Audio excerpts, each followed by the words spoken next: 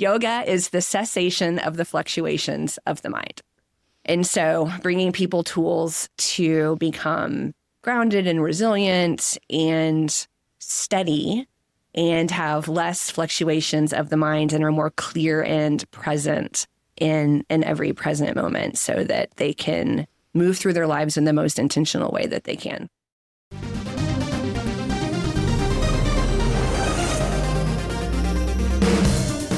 Welcome to the world of energy, where science meets spirit.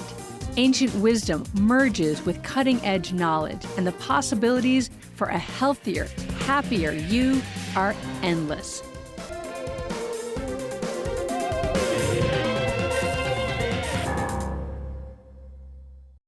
Hi, everybody. Welcome back to another episode of Energy Works. Lauren here with my trusty co-pilot, Blaine. Hi, Blaine.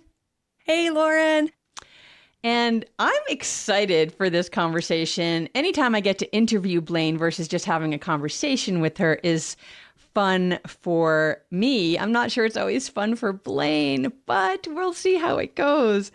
And I want to talk today about commitment and how that may change how you show up for things. In the earth element, one of the things that we notice and find that when earths are out of balance, earth elements are very loving, compassionate, hold space for people. They're your like earth mama kind of people, but they can also go off of balance and not be caring for themselves, and then sort of get into this little bit of a busybody thing where they're paying attention to everybody else because they don't want to focus on themselves. And so one of the things that we talk about energetically to come back into balance for Earths, and really for all of us, because that self-love piece can be challenging for any element, is to make a commitment to yourself. And that commitment could be a commitment for self-care. This has been coming up a lot in our community. People who care so much for others take care so much of others and are missing that crucial link of taking care of themselves. And in fact, when I ask members of our community, what have you done lately to care for yourself? What's your self-care? And they're all like, I don't know. I guess I should. I haven't. I asked one woman, when's the last time you got a massage? And she was like, I think, and she was scratching back to like 6 months, a year ago. So this lack of caring for the self and thinking that self-care is like this superfluous thing, or only if you have extra time or extra space or extra money, that it's the extra, as opposed to it's the requirement. It's part of the baked in structure of your day and your life. And so making a commitment to yourself changes, and actually I had several of these members of our community make a commitment to me and to them. I will get self-care within the next small chunk of time. And so making a commitment to yourself changes. Instead of like, I really need to get a massage. It would be great if I gave myself a half a day off to go walk around in the woods. It would be wonderful if I just sat down and read a book.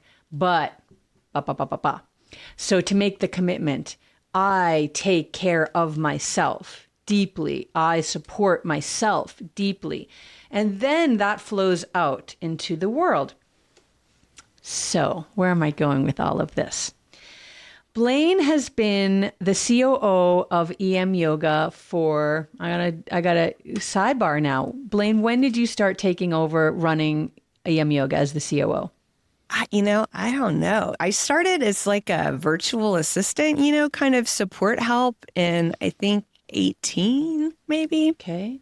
And then I guess sometime during the pandemic, which is a long time. I mean, the pandemic went many years. Yeah. I really don't know. I mean, we're in 26. I don't know if it was like sometime in 23 or 24, maybe. Yeah, that seems about right. Like 2 or 3 years ago, something like that, that Blaine just sort of stepped up her role. She was already helping me, but then I suggested, because she has that skill set of leadership and really running things, which means knowing from soup to nuts, let's just say. Whereas like I might be really good at soup, but maybe that's it, right? And she's got a wider skill set for management and running things and all that. So I think let's just say 2 or 3 years ago, she came on as COO. And we've talked about this before, but that I wanted to bring Blaine even more into the fold as a co-owner of Energy Medicine Yoga. And so we've been working towards that for a while now, but it just became, I don't want to say Instagram official, but it sounds kind of funny, but it just became like official not that long ago, like the end of, let's see, we're filming this now in middle of June. It was sort of like end of April. Like it took a while for us to really finalize everything because we were doing this right. So, we had contracts and, it's real deal. It's not just us saying Blaine's co-owner now. Like it is signed, sealed, and delivered. And that just happened like maybe a month and a half ago. And so I really wanted to talk to Blaine because I wanted to ask her. And now I'm here and I'm going to ask her. I'm going to take it out of the future tense because here we are. And I want to know, Blaine, you've been committed to EMYoga for a while, first as a student, then as an assistant, then as a COO, and now as a legal co-owner of this company. And so your commitment has morphed over time. And I'm just curious, did signing those papers change things for you? And if so, what changed for you now that you are an actual, on paper, legal co-owner of this company? With a lighter bank account. Soon to be heavier. Yeah, soon to be heavier. Yes, investment, right? I've invested in myself and invested in Energy Medicine Yoga and all the work that you did to get us to this point. It's funny when you said that you wanted to talk to me about this, I think I immediately said, I feel like I've been acting different. And that's probably why you want to have this conversation, because you feel like I've been acting different. And I'm studying myself all the time. I mean, just, running a background program, right? Like when I say things and I'm really watching my emotions. I mean, I think that's what my background program is running is, my stress levels, my emotions, when I'm acting or responding in a certain way, where is it coming from? I'm watching myself all the time. And then when I go to bed at night, and I do my gratitude for the day and all that, there's always just a little bit of reflection of what happened and where that came from. And, some of the times I'm proud of myself. Sometimes I'm not, sometimes I have habitual reactions that, are more just more I get triggered a little bit and have some kind of auto reaction versus a very present moment, appropriate reaction, all those things. So in watching myself, I definitely feel like I'm a little more bossy, and in the way that, less suggesting, I have a suggestion and more like, this is how we're going to do it. Or at least in my head, even if I'm choosing words that make it sound like a suggestion. And, in my head, I'm more like, and then if you don't agree with me, I'm not just going to be like, okay, we're going to discuss. And, not all of your suggestions go forward. Not all of my suggestions go forward. We always just discuss things. But I definitely feel like I have more backbone. I feel, which adds a little bit of, I don't know what the word is. Because stress is such an all-encompassing word. And I don't know, it feels lazy. But I don't know, a little bit of a vibration of, I guess, responsibility. When you have a lot of responsibility, we just brought on another new team member, which was another investment for us, but also in the long run will be really supportive of me getting out of the weeds and being able to have the vision role, look ahead and have more like a guiding vision role and less of a, I just do. And I can't like get out of the weeds to have any vision whatsoever. That's what we're trying to move towards. But it's been a lot of work and a big lift to integrate a new person to the team. And she's doing great. And it's absolutely the right move, but it's change. And so, and the financial responsibility, this is an individual who's also investing in us, right? I mean, she had other jobs she could take. There was, I sold her on Energy Medicine Yoga, and then you and I talked her together and did. So I want, the employment is a two-way street. You want your employees or contractors to be happy, just like you want yourself to be happy. And so all of the energy around that. And so I definitely have a higher vibration of responsibility, and also, I guess, straightforward bossiness of my opinions on how we should do things and my voicing of them. I see you smiling and nodding, so I guess you agree. Well, it's interesting. I do agree 100%. And it's funny because when I kind of first was thinking of having this conversation with you, I noticed it almost right away. And exactly what you said, like the tenor changed, the voice changed, the energy changed, the pressure I felt change. And, I'm very, doesn't matter what I am. I felt it change. And so I was just curious if you felt that, and if that was because now you've literally got skin in the game. Like if this company does well, that's great for you. If this company does not do well, it's not great for you. Whereas if you're just working for the company, if the company doesn't do well and we fold, you just go get another job. But that's not the case anymore. Like you are invested, not just financially invested, but I noticed a deeper level of emotional and psychic investment that, you were always invested, but something just changed. It literally went boop. She's boss now. And I don't mean bossy. I don't mean by that. I just meant she just stepped into boss role in a way that I hadn't seen fully before. Yeah, I feel that. I feel that too. And there's a cost. This just happened this week. 'Cause so I am a coach. I help people with their businesses, but I have coaches. I invest in coaching programs and I get feedback from other people. And I was in a coaching session this week, and I'm particularly, this, I'm striving to get in a position where I'm invited to speak on more stages and invited to lead more workshops for the dual purpose of being able to help more people, but also to increase our organic reach of energy medicine yoga. So more and more people can learn about energy medicine yoga and learn about our techniques, and it's just another avenue. And so that's kind of specifically what this particular coaching situation is about, is getting me more in alignment and with all of the pieces where people look at me as a speaker and invite me to speak at events or lead workshops or that sort of thing. And so this woman said to me, this was just this week, I can't remember the exact words, but there is a conference I'm going to as an attendee on Friday, and she's going to be there.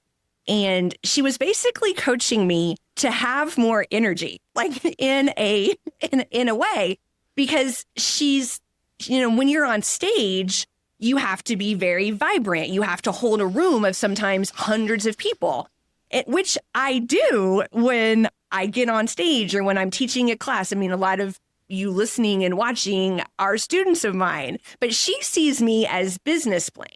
And she was basically saying to me, Blaine, she's like, when you go to this conference, I think you should try to talk to people about getting 5 speaking opportunities.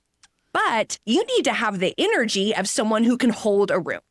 And so, when you walk up and talk to somebody, they need to think, oh my God, this person's great on stage. Her energy is so high. She is incredible. And she's like, when I look at you, Blaine, I think that's a person who's really good at business. And I've been reflecting on this because I think I'm so business focused right now, and my fire is not my strongest element. And I think I'm getting it. Metal is where I go. It's my comfort zone. And I think, and fire is supposed to control metal, but my fire is just kind of extinguished, I think. And so I also feel myself in, fire's fun, fire's joy. I mean, fire's also anxiety, but I feel like I've swung pretty heavy into metal, like even more. And I do feel serious. Like, I feel like I've gotten like, I don't know, that their stakes are so high or something, which of course they're not.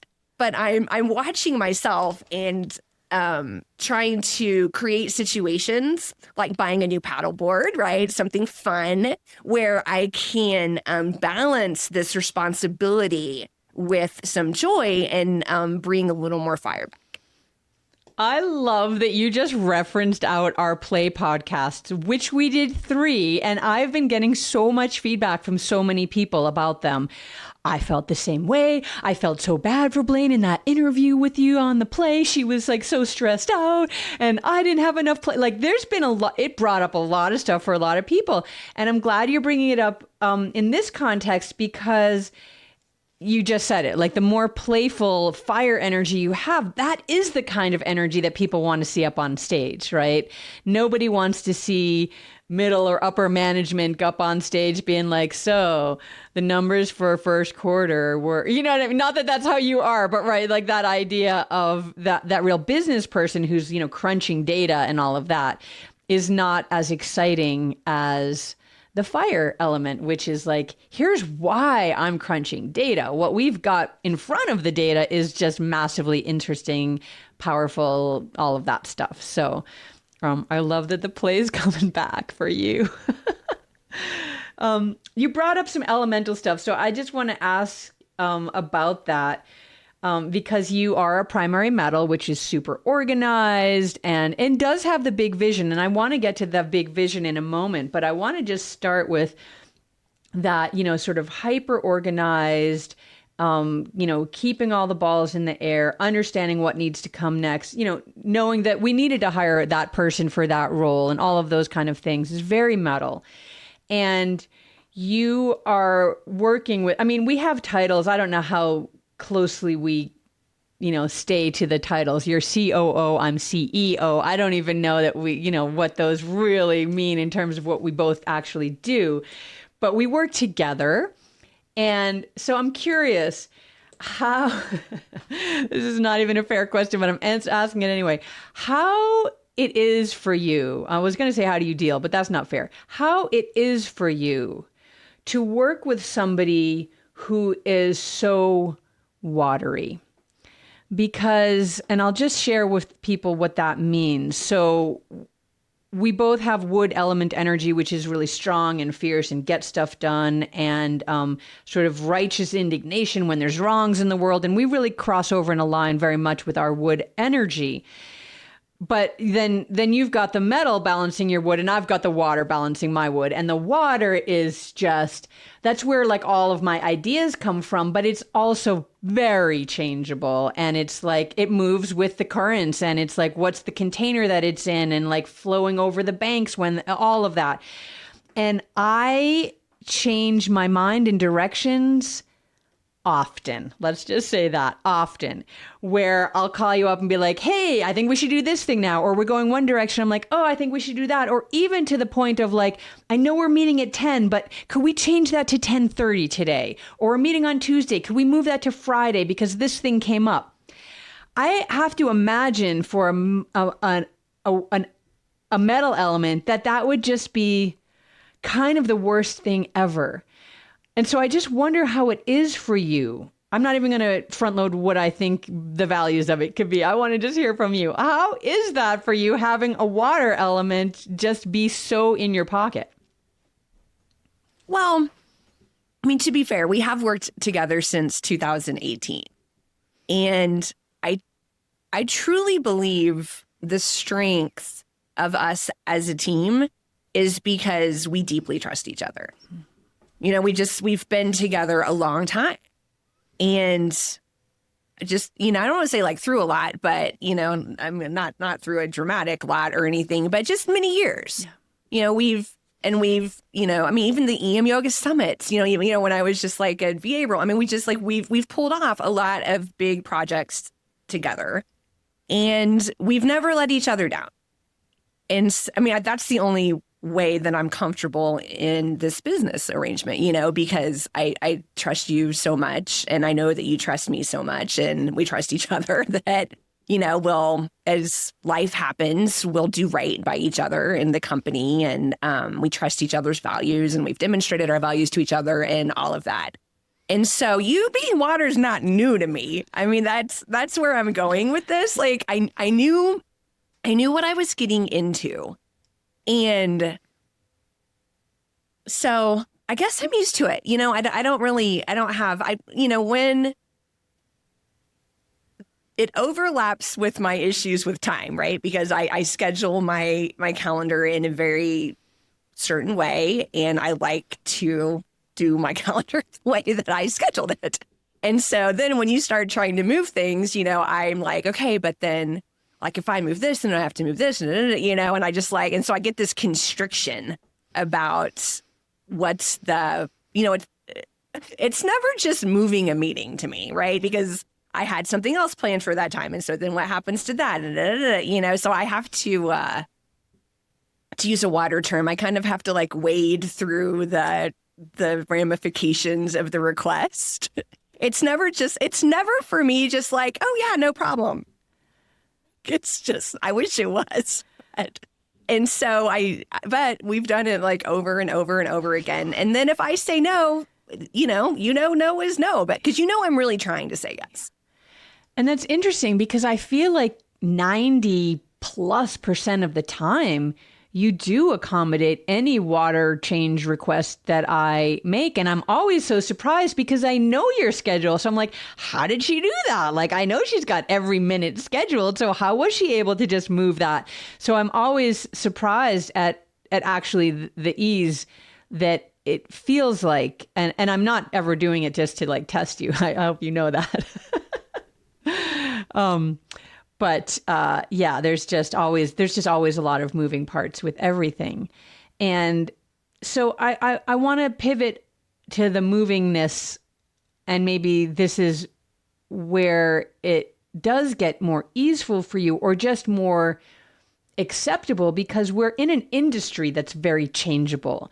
That you could say, like, if you were going to give an element to the healing industry, alternative health industry, water might be a good candidate. I've never really thought about them like that before, like our industry as an element, but water would be a pretty good candidate for the lead element for an industry. So what do you make of this industry that you are now like a captain of, the healing world that is just massive first, $1 billion industry, yoga being a subset of the healing industry, but energy medicine is a subset of it, acupuncture, all of these things. And it's just a big world that just shifts and has crazy, the whole longevity expert thing has come in, and that might have almost jumped the shark now. I'm not sure. Menopause was a big thing for a while. And then they're like, oh, we're not worrying about women anymore, even though we never did. Now we did for a second. Now we might be past that. But longevity is still just about cresting. Lymph has been a big one. Like there's all these things. It's the healing thing du jour. And so how do you feel about that? Like, how do you feel you as the leader can plug into that and not get lost within that? That is probably where my medal gives me some stability is the higher vision, because I think everybody who knows us and has been listening for a long time knows this. I started teaching fitness when I was 18 years old, and I knew I wanted to when I was 12. And I literally could not wait to be 18 because I could get insurance. And once I got insurance, I could get a job teaching fitness. And so that I've been, and even though I was in the Western, hospital and pharmaceutical and biotech healthcare world for over 20 years, I've always been around wellness. I was teaching fitness, teaching in like gyms and YMCAs and rec centers and all of that. Often even when I was in corporate, just on the weekends and involved in different things. And so, I've seen the trends come and go. I mean, I've for a really, and I've participated in a lot of them. I'm not much of a participant anymore. A little bit of a participant, but not nearly like I used to be, because I mean, I've found myself and what works for me. And so maybe it's adding a little bit to the mix of what works for me or something like that. But it's not ever a big swing. I mean, I stopped eating meat when I was 12. I still don't eat meat, like that. And so I pretty much know what works with me. And so I don't know, I feel like I'm pretty comfortable in the industry. I think that, we're in a niche, and like a pretty specific, or narrow niche, but I'm really comfortable with our niche. And again, back to me being on stage. I mean, I was recently in like a corporate employee environment. People, I had nothing to do with yoga. It was really about stress management throughout the day. That was the whole talk that I was giving, and bringing, what we do from our little niche to stressed out corporate workers, which, I mean, I'm a stressed out small business worker now, but I was a stressed out corporate worker for decades. And so it's one of the things I really love about this work is that it's definitely not just on the yoga mat. Yeah. And so our lane in the wellness world, even if it's all shifting around us, I feel like is clear. Okay, so let's take that, and if that is clear, what is your vision for the future for growing EMYoga to the heights that I know you want to grow it to, which is one of the reasons that I really wanted you on board first to run the company and then to own the company. So can you share with me and with our audience of like what you vision for the future, maybe, near future, medium future, far future? Yeah. I think that the best messengers we have, I don't know if I would say best, because, I mean, we have yoga teacher ambassadors, for lack of a better word, and then non-yoga teacher ambassadors, right? So like we have these two lanes. And so I was starting with the yoga teachers in my mind. Like the more we can grow our population of yoga teachers who become EMYoga teachers, and they spread energy medicine yoga into their local communities, I think that is a really strong lane for us to take. I mean, we serve both, right? So just focusing on the people. And now we have our own 200-hour yoga teacher training. And so we can start with someone who has not, maybe it's their first yoga teacher training they've taken ever as a 200-hour with us. And so grow through that program, and then through the programs we have for people who are already 200-hour yoga teachers who need continuing education because we're required to have it. And they start teaching energy medicine yoga and growing it organically in their communities. I think investment in growth in that lane is good. And then for the non-yoga teachers, we're coming up with ways that they can take energy medicine techniques into their communities. And we're launching the first one at Omega in October. Omega up in Rhinebeck, New York. It's a retreat center in October of 2026. So that's going to be our first launch of a program where we help people that make money, right? Like we help yoga teachers make money, and then people who are not yoga teachers but have other skills in the healing world or desire to put themselves in a leadership position to help people heal themselves and make money doing it.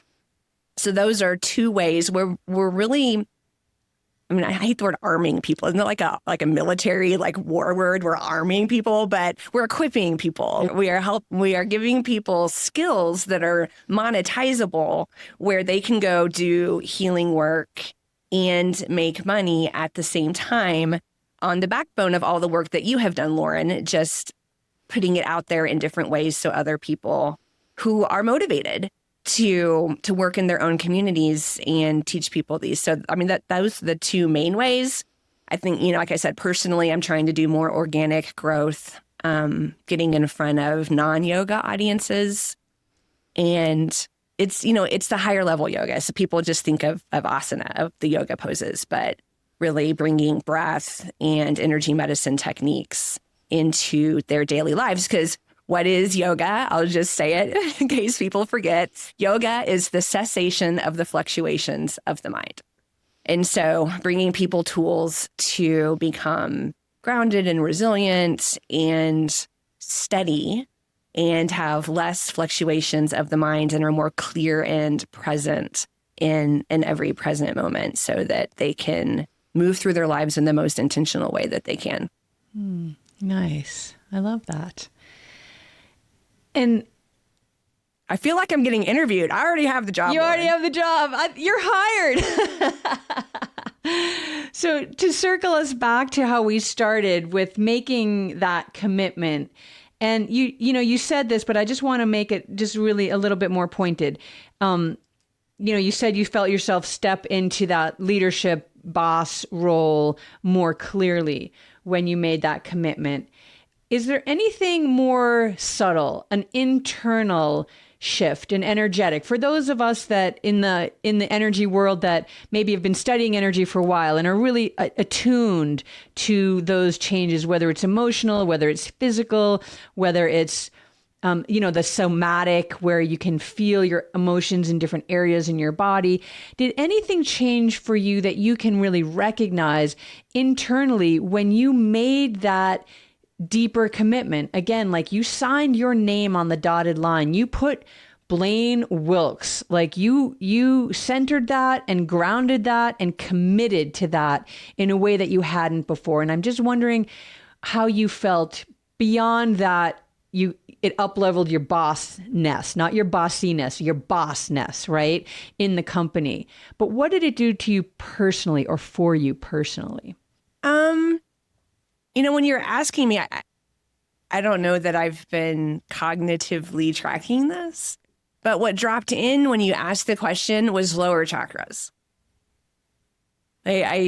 Which are, for those of you who, in a nutshell, it's safety and security and grounding. And kind of like connection to planet Earth, because, and the upper chakras are, the heart is kind of in the middle, but like I'm talking lower chakras here, but just to say it quickly, the upper chakras are more like intuition and connection with the divine and, that sort of thing. Like for me, it was definitely a more grounded, earthy, like I know what I'm doing, like I know what I'm doing. I know where I want to go and I'm secure in that. That's so interesting. So a feeling of rootedness, maybe choice family, right? Like the things that we do as adults to if we didn't have that grounding and stability at some point in our lives, that we make conscious choices to get that, because we all need that. Like we need to be grounded, rooted, accepted, part of the tribe, part of the community. That's like, I was going to say gut level stuff, right? That's like the first three chakras. That's really what it's all about. So that's fascinating that you felt that by making a decision that probably came from conscious mind plus intuition, plus the way that you communicate and your connection to the cosmos, right? Which is really part of the guiding force of this work. And yet you felt it in that very grounded, like, this is my place. This is my family. This is my community. This is where I can serve and find my own power in the world. Would you agree with that? 100%. Yeah. I've been in a leadership position with this community for a long time, and I'm like, all right, like, let's go. Yeah. Yeah. Let's go. All right. Let's go. Thank you so much for just, allowing me to ask you these questions and, pretty vulnerable questions. I don't know that, you could sit down with the COO or CEO of any big company and just be like, how did that feel for you?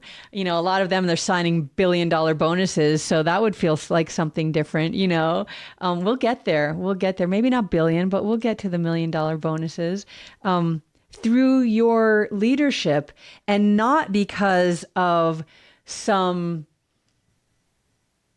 because it's time for these, quote, alternative practices that we know are actually not alternative. They're the original.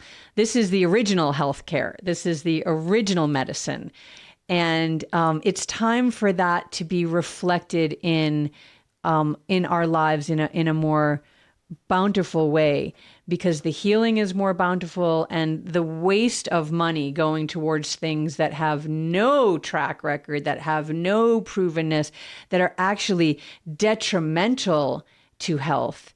I'd like to turn those faucets off and bring that kind of abundance, not only financial abundance, but healing abundance, community abundance, self-empowerment abundance, back into the mainstream, not even back into the mainstream. I don't know that it's been there yet. And I feel like under your leadership, that's really quite possible now. Yeah, me too. Me too. Thank you for saying that. That's the vision. Yeah, that's the vision.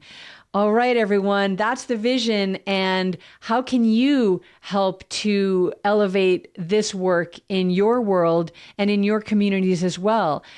And the work of trusting yourself, owning your own power, knowing how much personal power you have to affect your own health. It's huge. And that's the work that we do at Energy Medicine Yoga and at Energy Works. And we're so happy to have you along with us on this journey. Drop us a note and let us know what you thought of this podcast, and maybe any things that you struggle with in your business life or your personal life about making commitments and how making that commitment can change things. Would love to hear how that lands for you. Thanks for tuning in, and we'll see you next time on another episode of Energy Works. Alrighty, Energy fans, that's a wrap on another positively charged episode of Energy Works. Lauren, this is the part where we get to use our energy puns. It's been electrifying, hasn't it, Blaine? We hope you've enjoyed it as much as we have. If you're feeling amped up and you want to keep your energy flowing, be sure to hit that subscribe button on your favorite podcast platform. And we'd love to hear from you, so please take a moment to leave us a review. Your feedback helps us continue to deliver content that resonates, so light up our inbox. And spark a conversation with your friends to tell them about us. And we'll see you next time on Energy Works.